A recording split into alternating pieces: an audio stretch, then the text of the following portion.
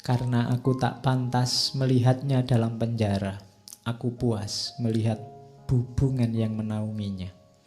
Jadi lihat atapnya penjara saja sudah alhamdulillah. Karena Yusuf ada di situ. Bahkan memandang pintu dan dinding penjara membuatku bahagia. Karena di mana saja bulanku bertahta, di sanalah terdapat keabadian surga. Betapa dia cemburu sama atap. Betapa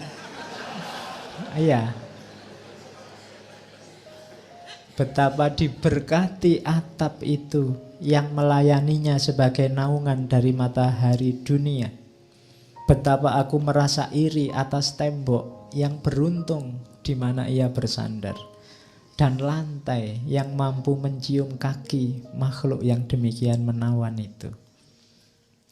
Wahai sekiranya saja pedang cintanya mau menetakku menjadi sekecil anai, lalu aku dapat terbang melalui jendelanya dan menari dalam cahayanya yang bersinar.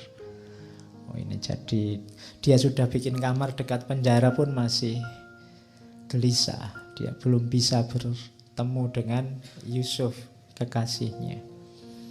Ini sebenarnya isyarat-isyarat dari Jami, orang yang jatuh cinta sama Allah.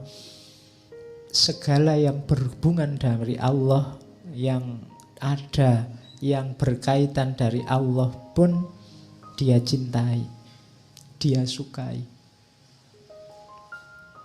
Jadi itu yang diisyaratkan oleh Jami. Jadi orang yang cinta sama Allah itu tidak akan bisa benci sama apapun yang lain. Kenapa? Segala yang lain itu kan makhluk ciptaannya Allah.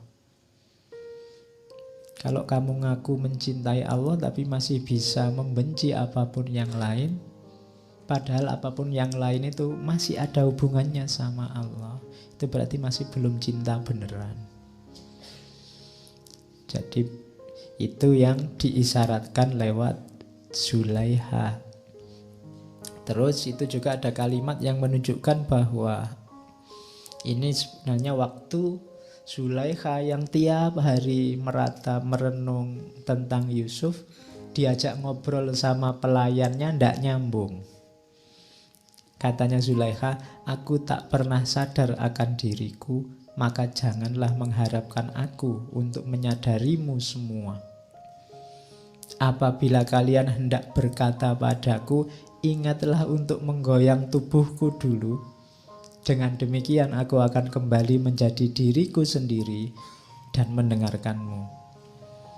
Hatiku dipenuhi dengan terpidana yang aku cintai. Itulah sebabnya segala kesadaranku tiada. Bagaimana mungkin pikiran yang dipenuhi keindahan seperti itu dapat menyadari apapun lainnya. Jadi kalau sudah jatuh cinta, diri akan lenyap. Siapapun yang sedang cinta sama Allah, dia akan, yang ada dalam dirinya hanya Allah saja. Sebagaimana Zulaiha, yang ada dalam dirinya hanya Yusuf saja.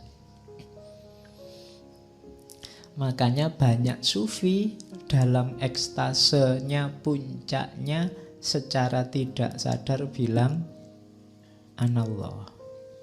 Itu yang nanti disebut syatohat. Itu diucapkan ketika dia lenyap dirinya, tidak ada dirinya. Yang ada dalam dirinya hanya Allah saja. Sama kayak kalian waktu jatuh cinta dengan siapa, itu yang ada dalam dirimu kan yang kamu cintai saja. Waktu lihat minuman, yang ada di pikiranmu, kalau pacarku sukanya teh yang tanpa gula, itu kan pacarmu. Kamu jalan-jalan di mall, lihat toko baju, mesti kalau kekasihku sukanya baju yang semacam ini. Kalau yang ada di pikiranmu hanya dia, itu menunjukkan lenyapnya diri. Yang ada diri yang dicintai. Jadi penjelasan sederhananya begitu.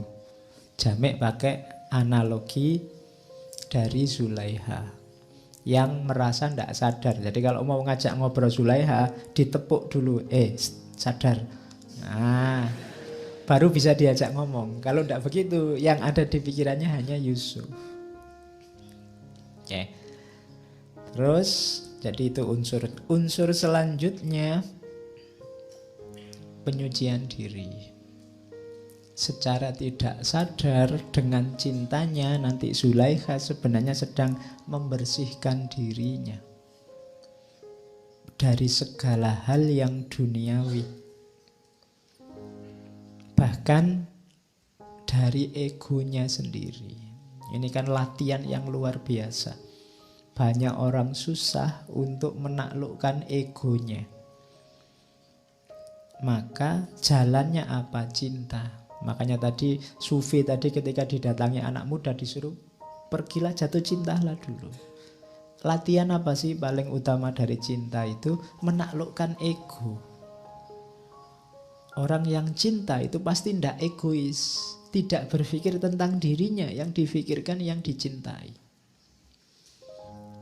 Maka dalam cinta ada namanya penyucian diri. Kamu tersucikan lewat cinta. Kenapa? Egomu kamu kalahkan sekarang. Itu latihannya yang penting di situ. Katanya Jami', pecinta yang sesungguhnya tak dapat lagi menyadari bau atau warna dirinya sendiri. Ia tidak mempunyai perhatian, baik dengan mengakrabi atau memusuhi pada siapapun selain kekasih. Hatinya tidak terpaut pada tahta atau mahkota. Semua keserakahan dan hawa nafsu telah membenahi kopernya dan meninggalkan jalannya. Apabila ia bicara, itu adalah kepada sang kekasih. Apabila ia mencari, maka ia hanya mencari kekasih. Jadi itulah manfaatnya cinta yang dialami nanti oleh Zulaikha. Dari situ nanti Zulaikha di cerita-cerita terakhir lebih mudah ketemu Allah. Dan nanti ini dipinjam oleh Jami' untuk menasehati dirinya. Engkau juga wahai Jami', datanglah. Keluarlah dari dirimu dan masuklah ke dalam kediaman kebahagiaan abadi. Engkau mengetahui jalan menuju ke sana. Maka apakah kelambanan yang menyedihkan ini? Kenapa engkau lambat? Kenapa engkau menunda-nunda? Kamu kan sudah tahu ilmunya, sudah tahu teorinya, sudah tahu kebenarannya. Menunggu apa lagi? Tinggalkan dunia khayali dari jiwa binatang dan masuklah wilayah kegaiban. Dahulu pun engkau tak ada, hingga tak ada kesulitan apapun yang menimpamu karenanya. Engkau dulu tidak ada, engkau dulu tidak punya apa-apa. Sudah tidak usah dikhawatirkan duniamu, sekelilingmu, apa yang kamu miliki, apa yang tidak kamu miliki, tidak penting. Sekarang kamu ngerti jalan kebenarannya, tempuhlah itu. Tidak perlu memberati apapun. Janganlah mencari kesejahteraanmu dalam rasa mementingkan diri. Karena engkau tak akan pernah mendapatkan laba dalam jenis perdagangan itu. Nah, itu dari ceritanya Zulaikha, Jami' ingin menasehati dirinya sendiri. Lah aku masa cuma nasehati orang lain? Aku juga harus menempuh jalan itu. Karena aku sudah tahu jalannya, sudah tahu kebenarannya, sudah tahu yang harus dilakukan.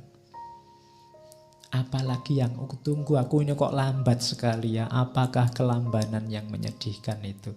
Nah, itu keluhannya Jami' terhadap dirinya sendiri.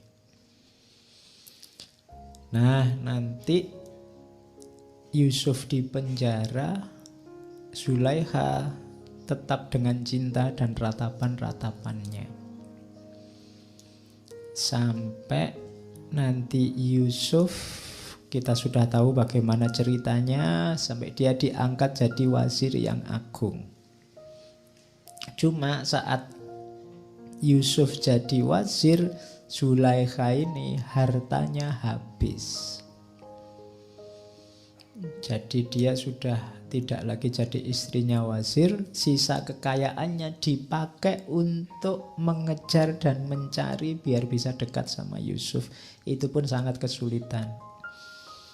Yang dilakukan tiap hari, dia duduk di pinggir jalan, sekiranya di jalan itu Yusuf akan lewat dan menghabiskan hartanya untuk itu, sampai dia miskin sama sekali kayak orang-orang pinggir jalan, sampai dia kurus, dari sangat cantik jadi jelek, jadi tidak cantik lagi, jadi tua, jadi ya karena sudah tidak terawat lagi. Yang ada di pikirannya tinggal Yusuf. Nah, satu ketika beneran dia ada di pinggir jalan, Yusuf lewat. Nabi Yusuf yang melihat perempuan kayaknya kenal, tapi kok antara ingat dan tidak. Akhirnya disapa, memperkenalkan diri, betapa kagetnya Yusuf. Ternyata ini Zulaikha yang dulu. Ya di situ, ya kalau adegan film mungkin tangis-tangisan. Ya karena ketemu. Cuma dilihat dari situasinya, Yusuf ini heran, ini kok bisa bertahan sekuat ini dalam cintanya. Bahkan dilihat dari situasinya, harusnya ini yang sudah sakit-sakitan, sudah tua, bisa bertahan hanya menunggu Yusuf, itu luar biasa.